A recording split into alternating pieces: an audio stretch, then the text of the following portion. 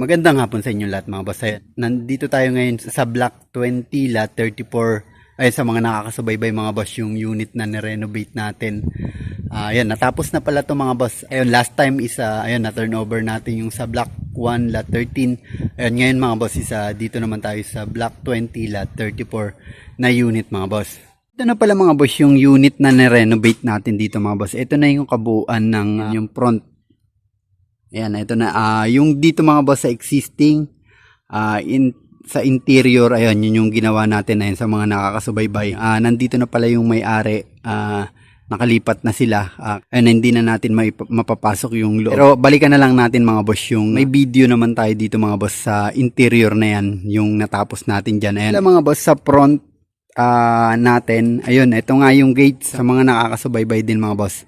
Ito na yung kabuuan ng gate mga boss. Yan ayun, sa mga hindi nga nakakasubaybay pero last time is napakita na rin natin to. Ayun, balikan na lang ulit natin mga boss. Ayan, ito naka hardy planks yung design natin mga boss. Ayan, kung mapapansin natin yung design natin dito sa gitna. Hardy planks nga pala to mga boss na kulay white. Hanggang dito mga boss, continuous siya sa may railings. Ayan, ito yung man gate natin, tapos ito yung sa may parking area. Ayan, ito yung position mga boss ng gate natin. Kapag naka-extend siya ng 60 cm ata ito mga boss, kung hindi ako nagkakamali. Yung extend natin dito. Ganito yung itsura niya mga boss. Ayan. Hanggang dito yan mga boss sa kabila. Ayan, naka-extend din tayo dito ng ayan, 60 cm kabilaan siya. Bali naka-box type to mga boss para at least may extension pa kung sakaling medyo mahaba. Medyo mahaba yung sasakyan nga, dalawang sasakyan hanggang dun sa likod mga boss is kasyang-kasya dito. Kasi nga may extension tayo dito mga boss. Ito, pasukin natin to mga boss yung may parking area nila. Ayan, ito yung man gate mga boss. Ayan, naglagay rin pala tayo dito ng access para dun sa lock natin sa loob dito sa may man gate. And which is ito siya mga boss. Bubuksan natin.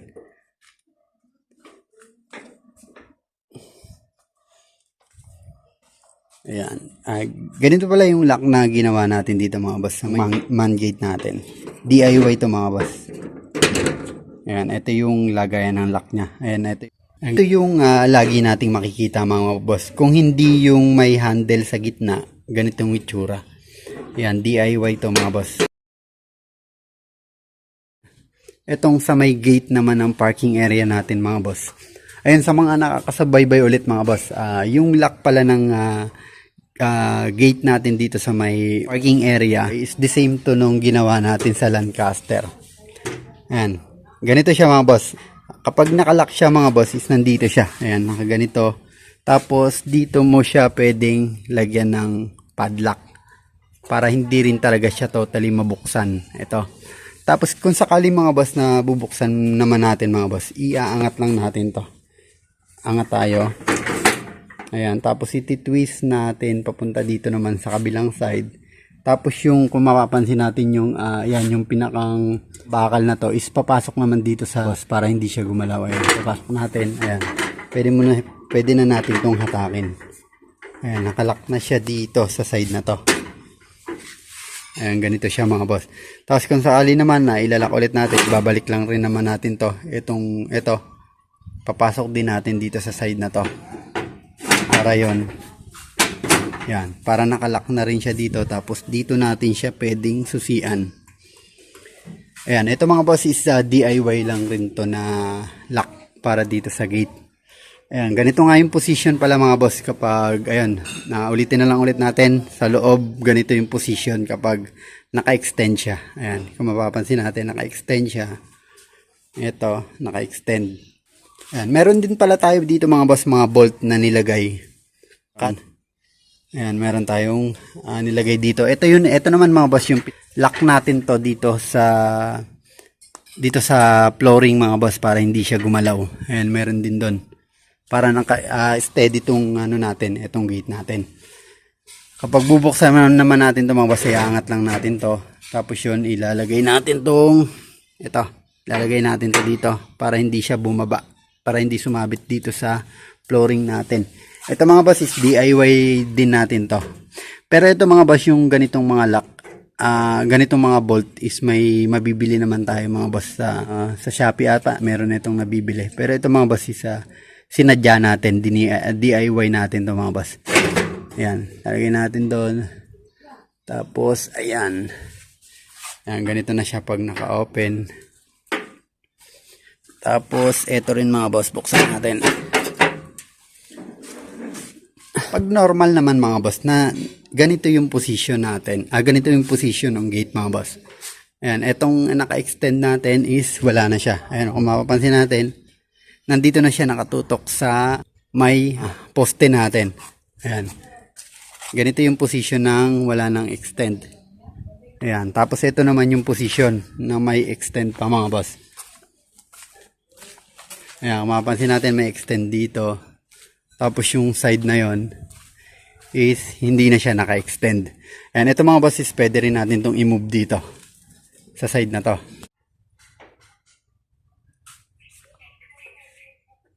Ayan. Ito nga pala mga boss yung design ng tiles natin dito sa buong parking area.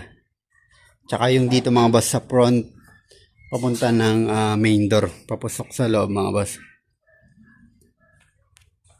Ito nga pala mga boss yung kabuuan ng buong parking area. Ayan, may konti tayong video. Ayun, sinend nung may-ari. Ayun, maraming salamat nga pala sa may-ari ng bahay. Ayan yung extension sa likod mga boss na may dirty kitchen sa likod. Ayan, kung mapapansin natin. Ayan, pasok naman tayo mga boss sa loob. Ayan, ito nga pala yung loob mga boss. Ayan, may magagamit na. Andyan din yung mga anak nila. Ayan yung existing na kitchen sa kanan. Tapos ito yung ayan yung toilet sa baba mga boss. Ayan sa mga hindi nakakasubaybay. Ayan ganyan yung itsura ng toilet. Ayan yung existing na toilet yan mga boss. Tiniles natin. Ayan yung paikot ng buong ground floor. Ayan mga boss yung stairs natin na pataas mga boss is naka-vinyl tiles yan mga boss. Ayan tapos naglagay rin tayo ng stair nosing dyan mga boss yan kung mapapansin natin. Merong stair nosing. Ayan ito na yung second floor mga boss. Medyo makalat pa kasi nga hindi pa sila daw nakakapagligpit. Yan naman mga boss yung paakyat ng attic area. Ayan naka fully varnish din yan mga boss. Ayan yung railings natin na ginawa. Tapos ito yung open area nila sa attic area mga boss. Yan, medyo makalat pa talaga kasi nga may mga bata sila mga boss. Ito naman mga boss yung nasa right side. Ayan yung master bedroom mga boss. Ayan, pasukin natin. Ayan. Ayan, hindi pa rin sila nakakaligpit. Ayan yung kabuuan ng master bedroom. Yung toilet mga boss sa left side. Ayan naman siya mga boss. Ayan yung kabuuan ng toilet. Ayan na yung kabuuan ng buong second floor. Yung existing naman natin mga boss na terrace, ayan. Dito sa part na to. Tapos makikita yung sa labas.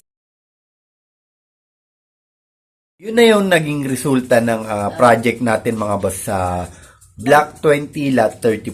Ayan. Isa na naman ulit mga boss na project yung natapos natin ng maayos. Ayan na. Mga boss is nagpapasalamat ako kay Lord na natapos natin ulit ng maayos yung project natin. Ayun. Siyempre, nagpapasalamat din tayo mga boss ng sobra sa may-ari ng bahay mga boss. Ayun, sa kay Boss Gellard Bello. Ayun, sa family niya. Ayun, maraming salamat po sa tiwala na ibinigay nyo sa tropa.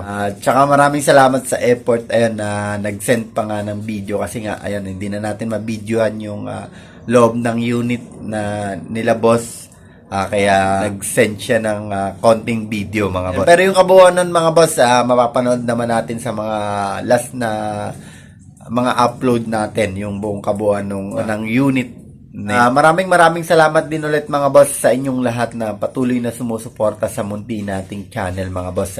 Ayun, hanggang dito na lang ulit yung video natin mga boss. Ayan, muli maraming salamat sa inyong lahat. Ingat na lang tayo palagi mga boss and God bless sa ating lahat.